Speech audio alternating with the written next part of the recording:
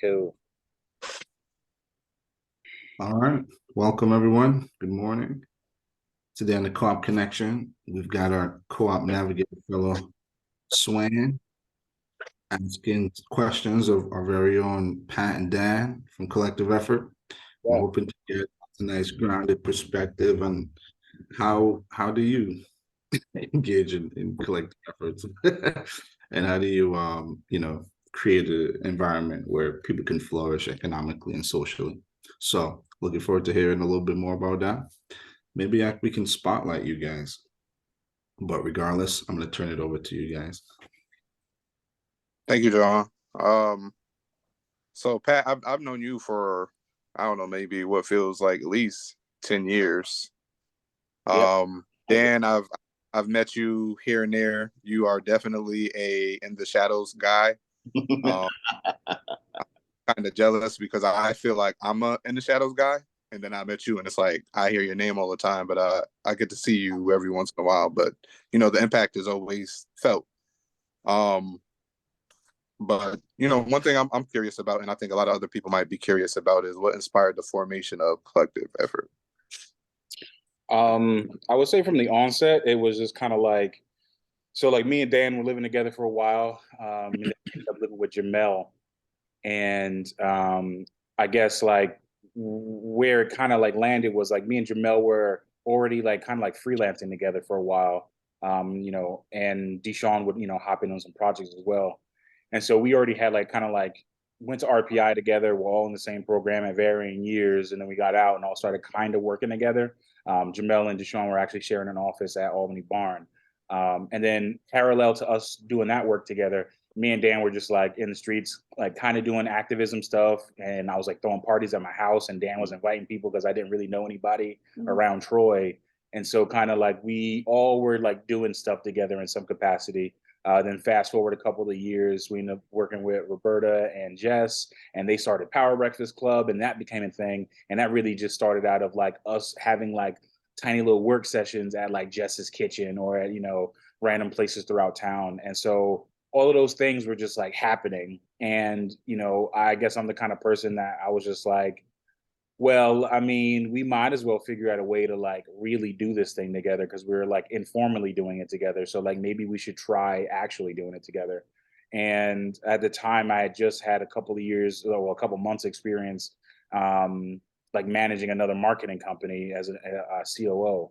And so that kind of gave me the functional knowledge that I needed to like make an organization work.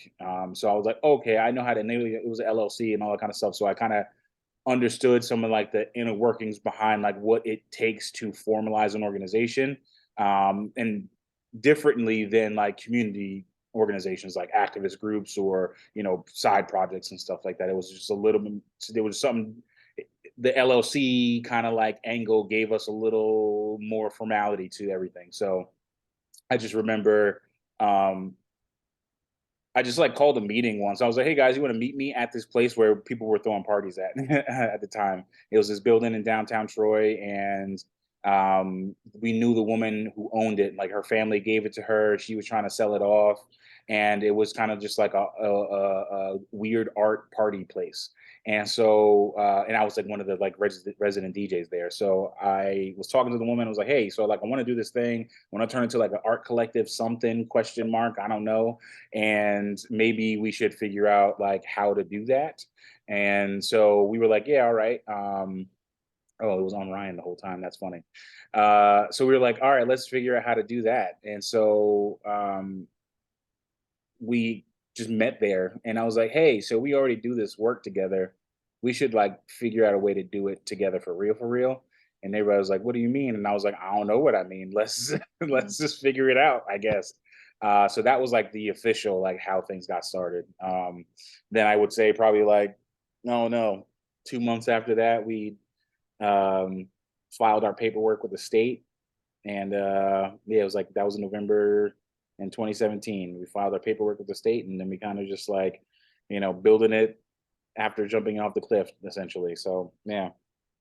Yeah, I just want to make sure, I really emphasize that like when you start something, I've talked to people now who when they think of the origin of collective effort. They're like, oh, and then you filed, and then you were, you bought an office or you rented an office or whatever. And yeah, I think, yeah, to Pat's point, like the first things were really just realizing that we could throw way better and larger parties together than we could throw by ourselves.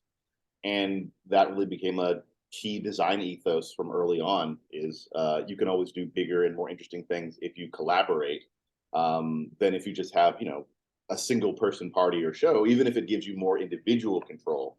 And that would play out a lot once we formalize the business, that the tension between individual control, do it your way quickly, and if we take a little bit extra time, we can make something incredible together.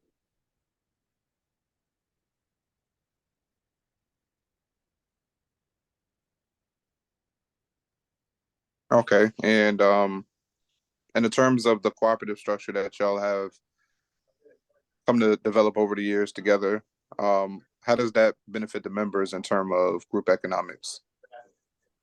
Yeah, so I mean, we kind of just like I don't know where it came from necessarily. I just like I had like heard of like sociocracy somewhere, and I was always like trying to figure out like, all right, well, how do you run an organization that's not like all the shitty corporations that exist in the world? And I was like, how do we do something different? I don't know what or how, but sociocracy was a thing that it came into like my like world at some point somehow. And so I was like just like reading through a bunch of that stuff, just about like uh you know how do you spread power and give space to everyone to a certain degree. And exploring that, we were like, all right, cool, like this was kind of like made for like co-ops essentially. So we were like, all right, let's figure out what that looks like.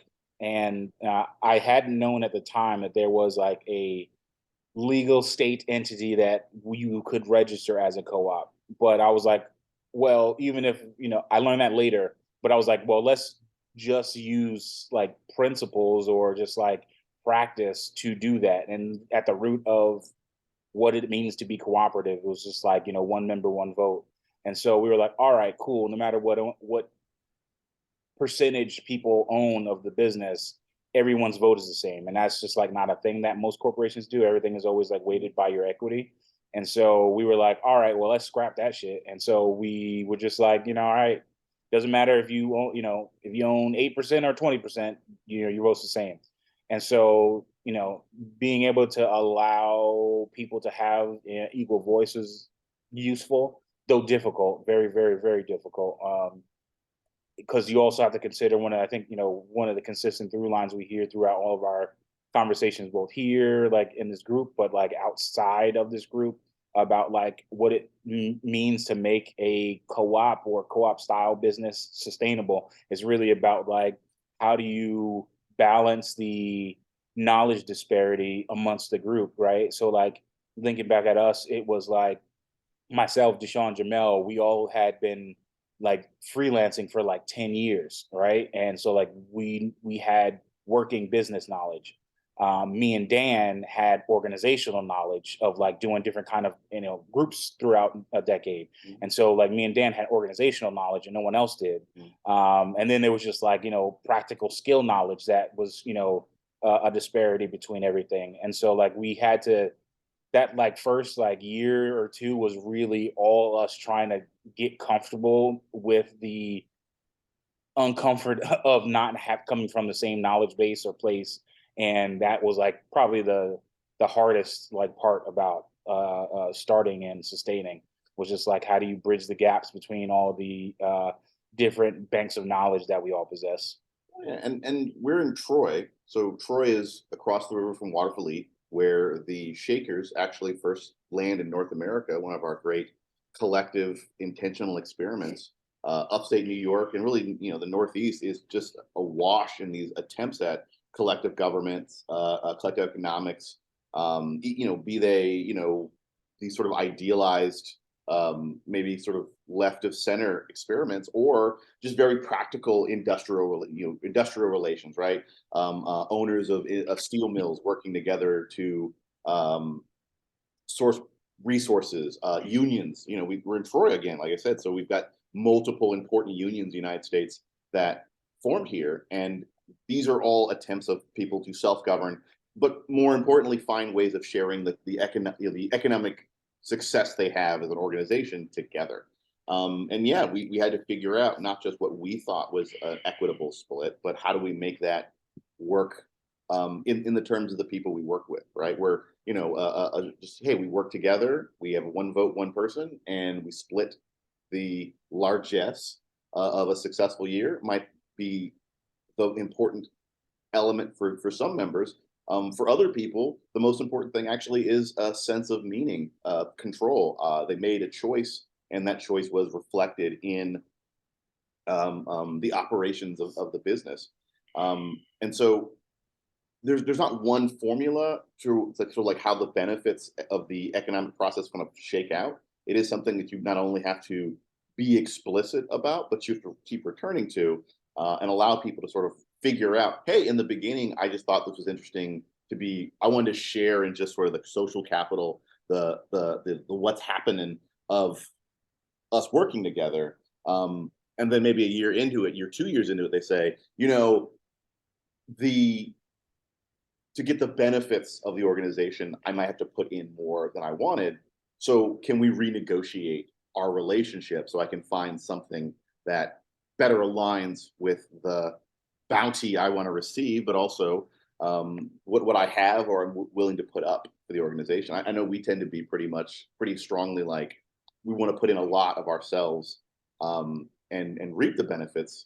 But for some people, that might be like, hey, I want to have some degree of control, but I'm much more comfortable just focusing on the smaller piece that is meaningful to me. And like I said, just something to kind of keep coming back to over the course of the life. Yeah. One other thing I guess I'd add, which I believe we've shared this with y'all before, about like just like how we try to come to balance on like sharing equity. So usually how it works is in most organizations, for-profit organizations, you do like, whoever, so people throw money in based on the amount of money you put in, that determines your equity stake essentially. And so I was just like, well, not everybody has the same amount of capital to invest in a thing. And so we were like, all right, so there's always like there's money capital and then there's sweat equity, right? And so what I ended up doing was I just created like this arbitrary system almost where I basically created categories. And so like one was like, your ability to give capital, your ability or your time commitment for sweat equity, the amount of equipment that the business was utilizing to be able to function as a business. And then we added something like your engagement with the community. So like if you were part of like some like community group or community activist group or something like that, that gave you like a value essentially, and like something else maybe. And so then I kind of just like gave each of those things an arbitrary value, and then I used the sweat equity line as like the flex, so that way we could basically use that as like the thing that moves around the most. And then I was just like, all right, this is what I think could work for us to be able to have a conversation about having like splitting equity together. But that didn't happen until like year 3, because when we all started, we were like, yo, we're gonna need to like invest a lot into this business because we didn't start with anything. I think we started with like $2,000 that I paid for like project management software and like, maybe like some design software. Now is about it. And so we had to like figure out a way to have a conversation that we could all have together in a way that we would all understand. Excuse me. I swallowed a bug earlier riding my bike. But yeah. And I want to emphasize that like it was arbitrary, but it wasn't as if Pat was just like, this is what it is, live with it, right? We went through multiple iterations of discussing it, because I mean, all systems of valuation are arbitrary to some level. It is through a social process that value comes to have some kind of shared meaning. And then we say like, hey, I think in the beginning, Pat just like weighed different things, maybe the sweat equity really heavily, and some folks said, well, but this sort of social capital isn't getting its fair diligence, and we had that discussion. That was the work of valuation, is coming to a consensus, not just right. Is there a perfect math that exists? Right. There isn't.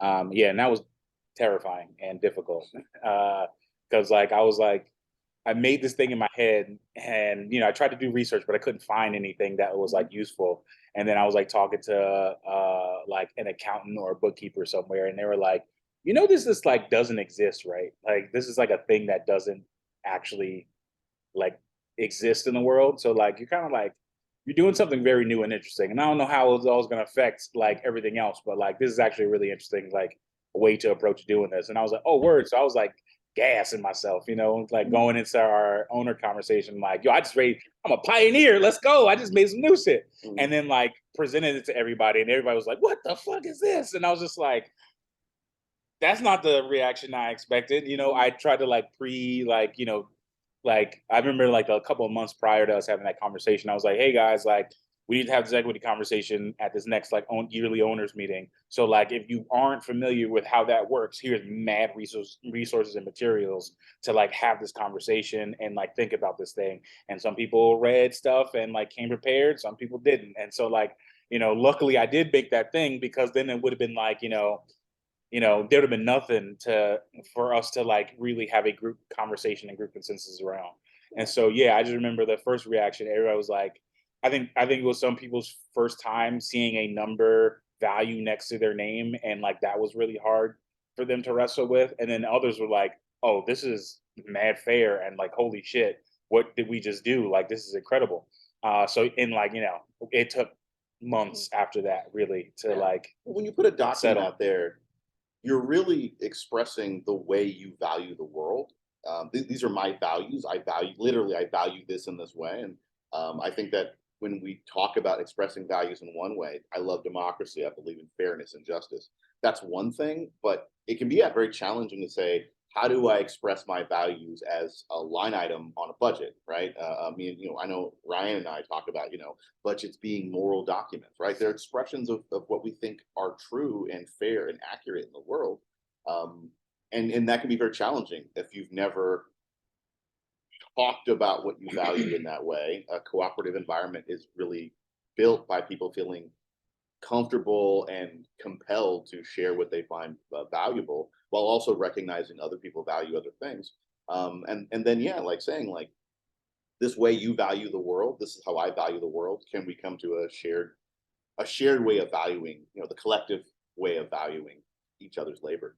And like I said, like that's really the kind of work that is very invisible to a lot of people, and yet is everyday critical. You can't run the organization without coming to those kinds of like, do we agree this is what the organization values? And if this isn't working for people, how do we have mechanisms that can say that, and we can, say, okay, well, this is how we're going to grow the organization in a way that better accommodates the kinds of things that we value.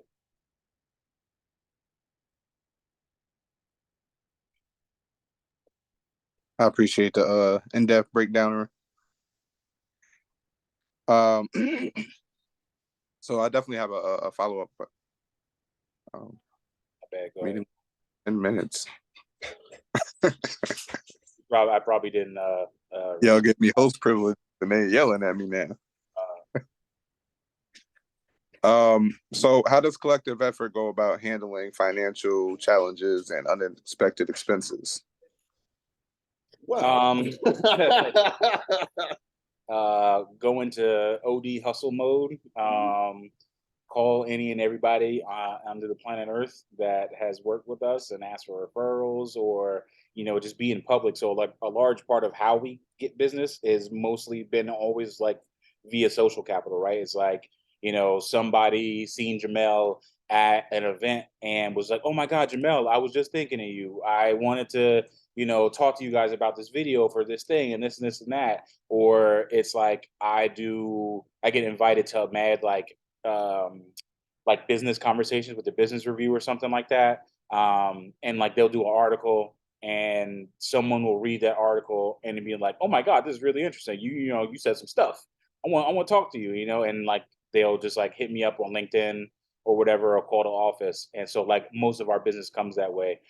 When times where stuff like that don't work, it's either depending on how deep the need is, it goes like if there's an immediate thing, like we had a project once, right? And this is before we had like other kinds of like finance contacts, but we had this project once where we needed to buy a camera. And there was a camera that someone was selling around here for like mad cheap. And so I just looked at the team, was like, hey guys, we got this project coming up. Also, this camera is like $3,000 less than what it costs. So it ended up being shaking out to about $4,000. And so I was just like, all right, who got cash? Like basically. And then like the team just kind of like split, like, all right, I got 1,000, I got 1,200, I got 15. And then we kind of just made it work. The other side of that is, again, through social capital, we were able to like make relationships with local lenders. And so going into 22, I actually just like, told a story about this in a business review like once or twice. So like going from 21 to 22, I had noticed when I was like doing our bookkeeping and like just reviewing our contracts as the year was about to come to a close. It was around like probably like October. I had noticed that we had like 2 or 3 contracts that were all ending at the same time that I hadn't registered because we had closed them a really long time ago. And a lot of our contracts are like, 3 to, up to 24 months. And so I was like, oh snap. Okay. We about to be broke October, November, December, January, and at that time we were filming like this podcast or whatever, and we had someone on who was like talking, was basically giving their story about like how they grew their business. It was Trent from Hudson Valley Shuttle and the other business that he owns with the Amazon trucks. And so he was just kind of just like giving us the lay of the land of how he approached building his business. And that kind of went in that he had shared, he was like, oh, there's this guy that I met over at this organization now called Pursuit Lending.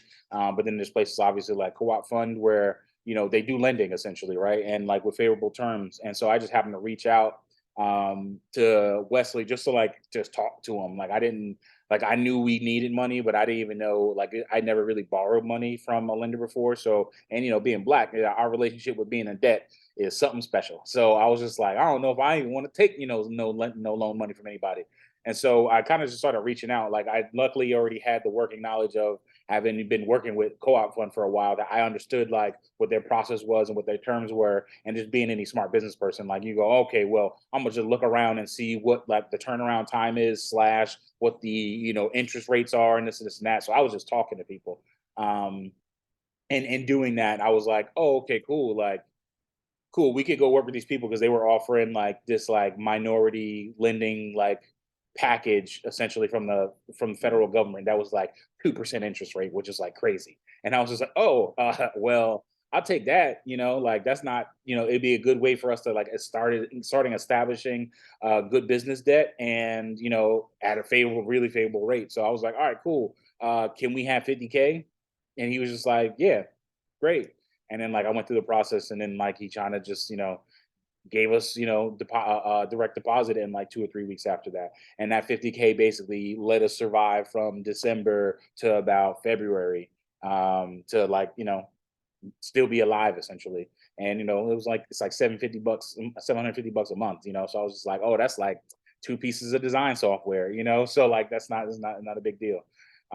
So yeah, I mean, it's just kind of like stuff like that. It's like you got to hustle and you just got to talk to people. There's money all over the place. We just got to know. Well, when we had to have the courage to just talk about it. And again, being Black and being brown and like all this, like our relationship with money is so undernurtured that like we just don't know what is normal, right? And it takes a lot of extra effort to like really explore what is possible here. Like I look around now, I'm just like my dad was just saying it the other day. I was talking to him, and he was just like, he's like, what, y'all taking out loans? This and that, man. Sound like somebody needs to, jump off the boat so that way y'all can, y'all can float a little bit better. This and that. But and that's just like his experience, right? But then I was just like, looking around, just like, like every big company ever, they're all in debt. Like they all take on debt. And then like, you learn different ways to manage debt and like leverage debt.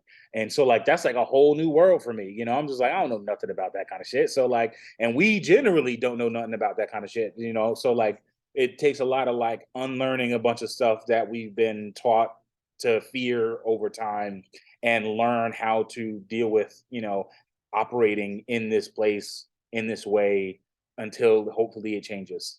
So Oh yeah, I mean, and if you try to Google this stuff or look in the internet about this stuff, which we did, there is always like, yeah, this kind of heroic story of just like, and then something happened. But I do think that there's something that we don't talk enough about, and I think about there's this thinker Elizabeth Elliot, who said this thing that like basically sometimes the fear does not subside and you must go afraid, yeah. and that there is just a period. Sometimes we get one of these notices that we need $10,000 out of nowhere, or there's suddenly, hey, there's going to be Pat said, like there's going to be like a budgetary shortfall coming up, and you do just sort of fall apart for a day, and everyone just sort of grumbles around the office. And typically after a day or so, me and Pat will pull out the spreadsheets and we'll look at it and say, okay, we need to come up with this amount of money. Um, and I think having that in your mind of this is what we need to achieve, lets you take that next first step, right? Okay, we don't know where 10,000 is coming from, but the first step is we need to start getting in contact with people who we might be able to close a deal with. We need to start reviewing what money we're spending. We need to look at what hours did we plan to bill next month, that maybe that none of that, maybe some of that work doesn't need to happen at that way, or we need to say, okay, you know what, we're going to pay, because it is very important to us, this philosophy of that if you work you get paid, right? Mm-hmm. We're not going to have a contractor do a bunch of work for us and then say, well, it's a little light this month, right? Because that 3 weeks, 4 weeks where we don't pay you, you don't make equity from that, you don't get interest on the bank loan you've basically given us. And so we need to get ahead of that to start figuring out what we can do. But it also means that we need to have tools like cash flow financing, projections, having a frank and honest critical self inventory of the company. You have to do these things in order to be able to say, hey, in 3 months we're going to be broke, and not we're broke 2 weeks ago and now we have to do something that's not in line with our values. And I do think that, like, to Pat's point about like money, is that like many of us have learned and have this kind of anxieties around money, being frank and honest with like, this is how much money I make this year, this is how much money we have available, this is what I spend on this, that or the other. And those things are very helpful in keeping us consumers. It's very helpful in keeping us at odds with each other, sort of keeping up with the Joneses. But if in a collective enterprise we rise and sink together, we have to be able to say, like, this is my bank account. It's very funny that oftentimes people are more comfortable sharing their social security number than they are admitting what they spent last year on the business. And when we own the business together, right? They don't want to say, well, this is what I actually spend on this project. This was the actual profitability of the project.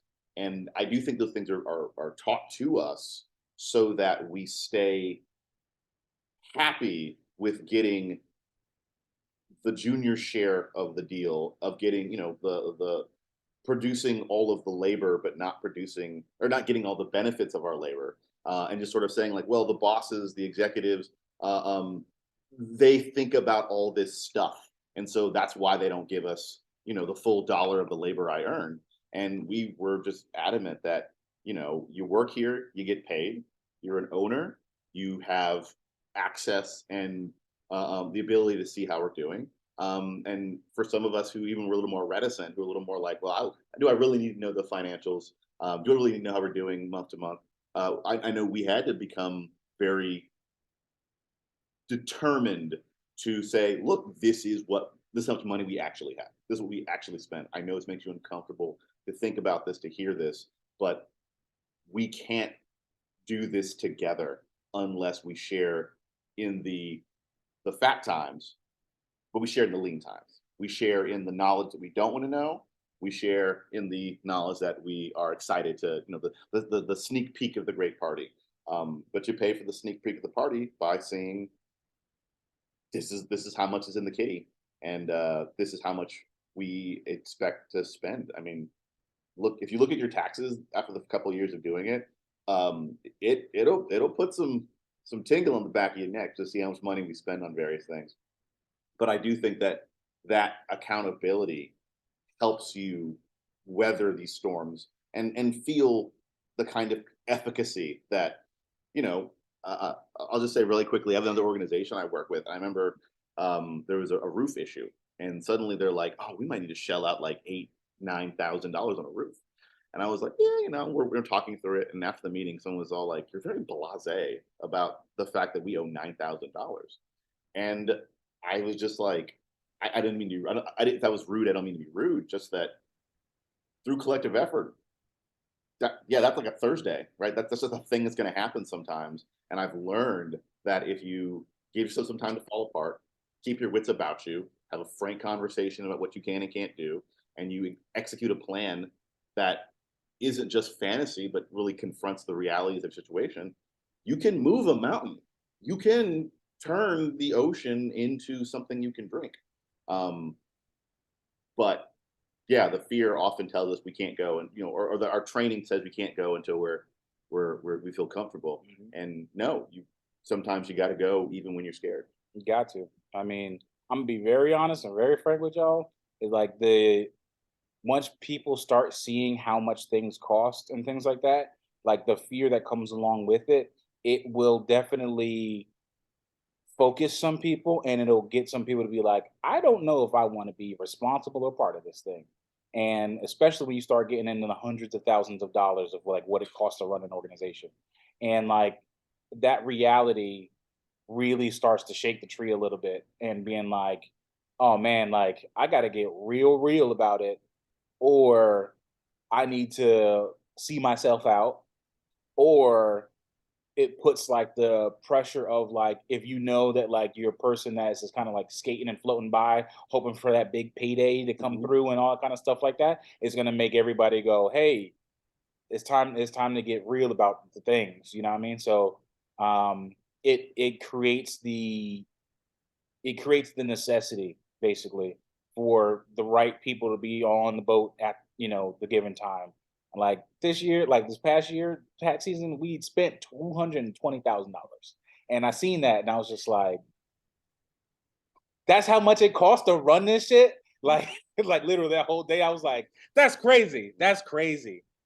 That's crazy." Like a couple of years, I would never thought I was spending $200,000 like at all. Like so I'm just like, man, that's something, that's something. Yeah, but when Um, labor is going to be a third to Yeah. the up to a half of your total expenses. Yeah. Period. Rent, several thousand. Insurance, incidentals, investments in the organization, paying down debt, super important, right? When you borrow money, they are charging you money to borrow that money. You have every incentive to stop that relationship, while simultaneously you sometimes need a chunk of change. So like those costs don't disappear when you close your eyes. Yep. Yep. It wake you up, I tell you. The more things start going on, you get woken up real heavy. I will say. But just like your dad said, it's just like, you kind of just get that oh shit, oh, I'm alive. This is you get that out of your system, and then you go, all right, cool. Well, how do we spend $400,000 now? How do we spend $1 million now? That's just how it is. You got to figure out ways to just deal with the fact that you're just gonna be scared and uncomfortable all the time. And how large is the team now? We got 5 member owners and about 5 to 7 contractors. Okay, it's a nice size. I think my last question will, before I hit everybody else that's here for plugs, is going to be what future goals or aspirations does collective effort have for growth? Whether that's recruitment, because one of my side questions was like, how does somebody join collective effort? But also, what are your future goals or aspirations for impact as well? Yeah, I'll kind of give you the whole thing, right? So basically, like, in terms of like joining the team, most people that we even entertain being part of the team in any capacity starts as a contractor.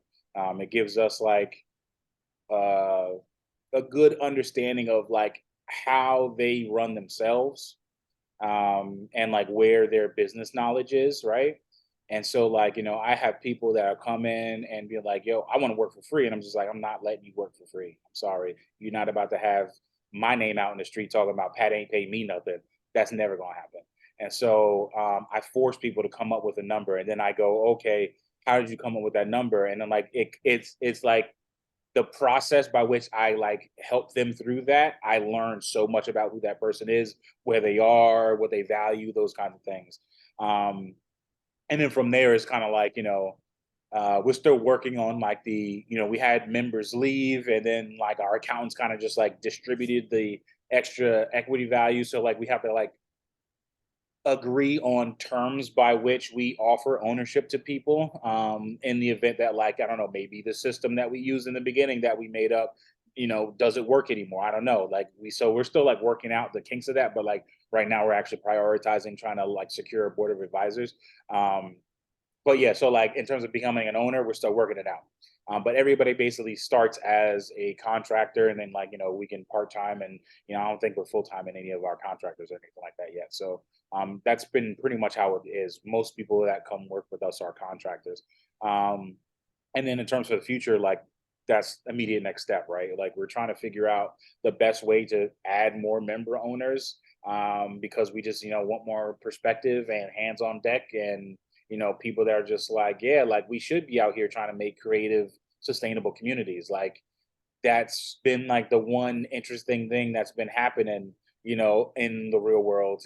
All this development stuff with all these cities growing and all that kind of stuff is built off of the back of creatives. And so we're just like, how do you do that in a more healthy way that creates more ownership from the creative, so they're not getting priced out of cities and stuff, that they're creating culture, then landlords and and municipalities are capitalizing on this new culture and then selling it off to the highest bidder, when like they had nothing to do with why this place is even valuable in the first place. So that's kind of like the whole secret thing behind like why we're doing everything what we're doing.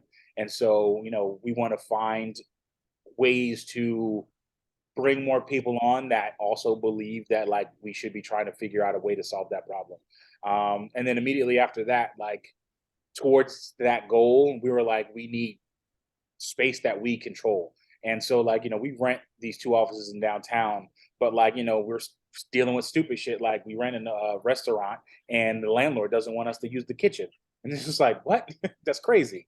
So like, removing a lot of those barriers is kind of like what we're after. And so our immediate thing that we're getting to now is trying to buy real estate. And I know we've been like circling around that for a minute now, but that was really like us trying to get comfortable with the fact that like, yo, we might have to go take out a $2 million loan somewhere or more, so we're getting closer to that end, and like, you know, getting back into like, it's especially our business is mad cyclical too, right? So like go, going from winter into spring is when we actually will start seeing how our year is going to shape out. So we're in that moment now. It's like, oh, okay, we were scared for a couple of months, and then like now things are like starting to open up again. We're like, oh, okay, we're fine, like we always are. All right, cool. So we're in like a good spot right now of like new business and like extending other business, that like puts us in a better position to go ask for someone to let us borrow $2 million or more. So yeah, maybe one way yeah. to think about it, because I know you'll be thinking like, how do I tell people what all the things me and Pat were talking about today is, I think our goals can be summarized in two big things, right? Every organism in nature does two things. If you want to survive, you got to do these two things. One, you got to learn to live and cooperate with the other organisms around you that are trying to form an ecosystem, right? The self-destructive, the pestilence, that's a thing to be dealt with. But the fish got to live with the shrimp, got to live with the heron, got to live with the algae, and come to a kind of balance. The other thing every organism on Earth has to do, that we do, is create an environment that allows it to produce and raise its babies.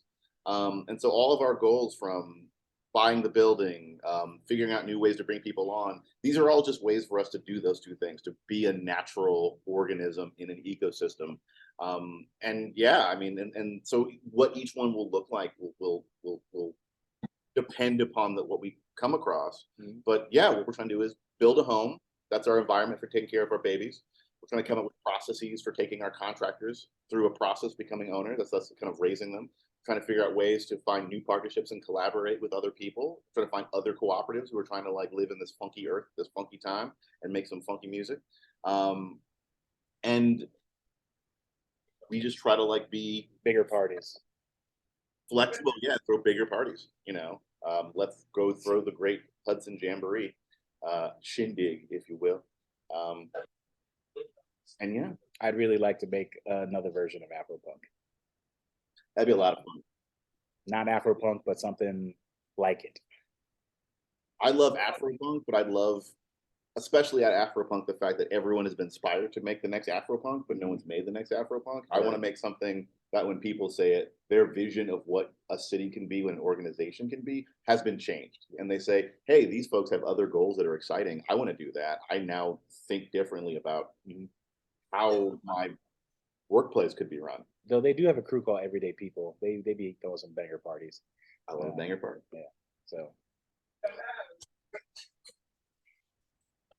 All right, that's it. Well, Pat and Dan, thank you for your time. This was illuminating. Actually, I have 2 plugs before I let everybody else plug. On the 25th, we're going to be at Kickback Studios at 10 2nd Street in Troy, New York for the Co-op Connection Kickback. I hope all of you can make it. And then the next day, we're going to be right back at both 15 and 10 2nd Street. We're going to take over the whole block for Afrofuturism, hosted by Collective Effort. Future. So, I got my cape in the mail last night. I'm ready. Okay, I'm ready. My girlfriend said I look like I'm from the Book of Eli. okay. If you don't got any fits, you can go buy pieces, accessories, statement pieces from Mo at European Tailoring or at EU Tailoring on Instagram, and then Jamela also has got a bunch of stuff on Lil Thrift Mom. So go check them out. Otherwise, we'll have like 2 face painters, so like you can come in like your regular fit, and then like you can get like some like tribal pattern on your like on your cheek or something. I don't know. So you can still like fit in the vibes. You know what I mean? So yeah. Come through. Eventbrite rather. It's got tickets. It's a flash sale right now, so tickets are cheap. They're gonna be like $40 at the door probably. But I'm excited for y'all to see the spaces though, because like we spent like mad money on decor. One spot, so that the number 10 spot, the bar at Plum, we're gonna turn that into like, this is a scene in Star Wars where they're in this place called the Cantina, and it's like it's kind of like a big drinking den for like a lot of the people in Star Wars. So like we're going with that vibe slash a Missy Elliott video. So everything's gonna be like chrome and shiny, but like also kind of like the Star Wars Cantina vibe. And then across the street at number 15 at Kickback is gonna be like an Avatar jungle. So it's got like mad flowers and shit and like neon lights. So it's gonna be a vibe. Come ready to take some pictures for yourselves, is all I'm saying. We appreciate the activation. Yeah. Anybody else got any more plugs while we are here? One thing I can share is this Wednesday, noon to 1:30, as part of the larger Co-op Navigator Fellowship, we're hosting a conversation with mentors in the program, folks who've come to offer their expertise. These are, Black, immigrant, Indigenous cooperators who are supporting fellows like Swain as they learn more about the co-op economy and become the face that can help our communities adopt this model and become better party throwers than any of us could imagine. So I'll drop a link in maybe a follow-up email or even in this one, but I'll be investing in fellowship, so you just get to hear from some of the mentors, trainers, co-op developers who are part of that fellowship.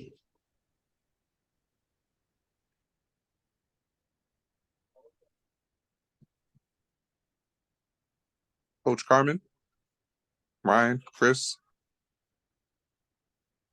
All right. Well, I appreciate you all coming out today. Thank you. This recording will be made available for everybody, and I hope I see all of you next week on Thursday and Friday. Word. I just dropped the ticket link in the chat if anybody wants to buy a ticket. And then yeah, that Thursday when we have the little kickback, we got a little activity that we can do while we have a conversation. So it's gonna be a nice little cute activity.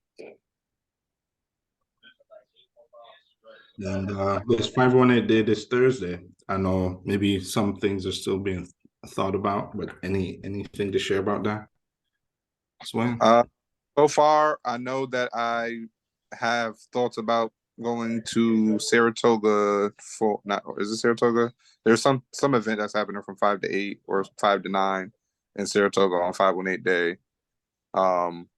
That's on the list, and then there's a couple things in downtown Albany. But if anybody has any places that they would like me to go, that they might have somebody in their network doing that I could go highlight, you know, we could do that.